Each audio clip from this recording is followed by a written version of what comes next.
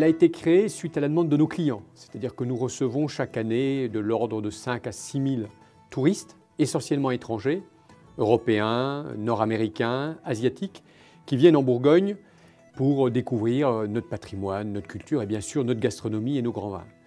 Et ces touristes, quand ils viennent visiter de magnifiques caves comme celle de Jean-Philippe aujourd'hui, où nous nous trouvons, dégustent, apprécient, achètent du vin et ensuite rentrent dans leur pays ou rentrent dans leur ville. Et tous nous disaient c'est magnifique, la Bourgogne est un pays, est une région extraordinaire, les vignerons sont de véritables artistes, leurs vins nous les adorons, mais il y a un gros problème. Nous n'arrivons absolument pas à les trouver quand nous sommes rentrés chez nous. Donc comme nous aimons bien dans notre entreprise avec nos collaborateurs innover et aller là où les autres ne sont pas, en portant la valeur ajoutée de nos produits, nous avons décidé donc de créer une structure dédiée au marché de la Chine continentale, French Wines, qui est installée à Pékin.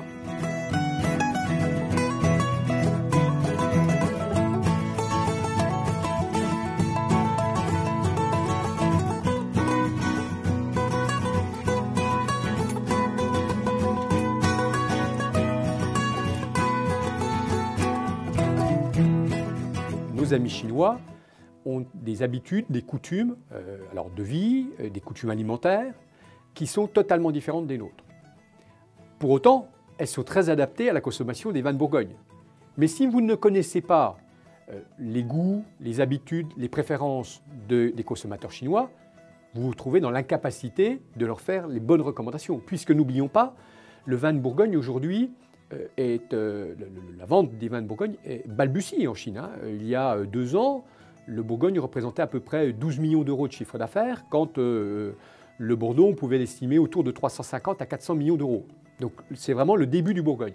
Et comme dans toute chose qui débute, où il est une question d'appréciation, il faut commencer par le début, c'est-à-dire faire découvrir, faire aimer le produit, former le consommateur aussi à conserver, à préparer et à déguster le vin, parce que clairement, on ne boit pas un Chablis ou on ne boit pas un Gevrey-Chambertin comme l'on pourrait boire une bouteille de Coca-Cola ou leur alcool fort qu'ils avaient jusqu'à présent l'habitude de boire. Donc la première chose, c'est de bien connaître et de bien comprendre les habitudes de consommation des Chinois. C'est d'ailleurs pour cela que nous avons recruté, la première chose que nous ayons fait avant de commencer à travailler en Chine, c'est de recruter une Chinoise, sommelier diplômé d'État français, diplômé également de l'École supérieure de commerce de Dijon, mais qui est la double culture. Et celle qui est prépondérante pour réussir dans la promotion, évidemment dans la vente, c'est d'avoir la culture chinoise.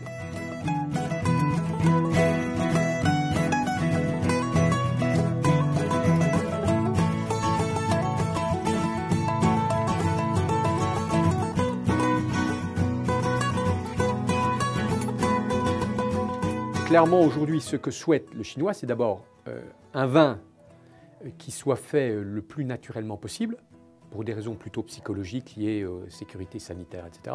Mais ensuite, qu'il soit olfactivement, gustativement, visuellement, qu'il ait toutes les qualités d'un grand vin. Et évidemment, alors nous sommes les mieux placés, ou parmi les mieux placés dans le monde, ici en Bourgogne, pour leur proposer, que ce soit en blanc, en rouge, des vins qui correspondent à ces qualités-là. Ensuite, ce que nous notons, et ça c'est pas trop dans leur culture jusqu'à présent, mais ça le devient, en tout cas chez nos clients ça le devient, c'est qu'ils commencent à faire vraiment des accords mets-vins. Ils s'aperçoivent que par exemple, avec des fruits de mer ou avec un crustacé, il est préférable d'avoir un vin sur un très bel équilibre, plutôt un vin blanc, que ce soit nos Chablis, que ce soit nos Montrachet. Et cela, de par les testings, enfin les dégustations que nous organisons, ils s'en rendent compte.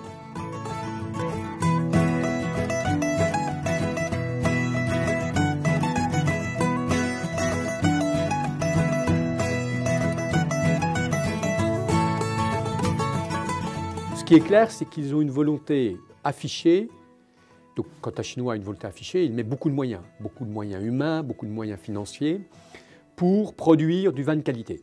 Donc aujourd'hui, c'est la Chine le 2e ou 3e producteur mondial. Donc demain, ça sera certainement le 1er ou le 2e producteur mondial en quantité.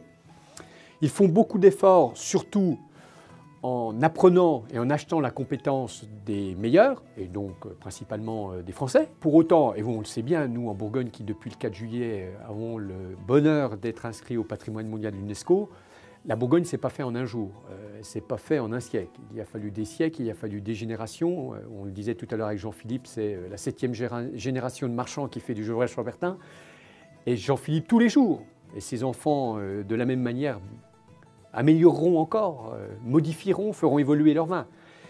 Donc on peut, connaissant maintenant bien nos amis chinois, on peut penser qu'ils seront amenés dans quelques années, peut-être dans quelques décennies, à faire du vin de bonne qualité.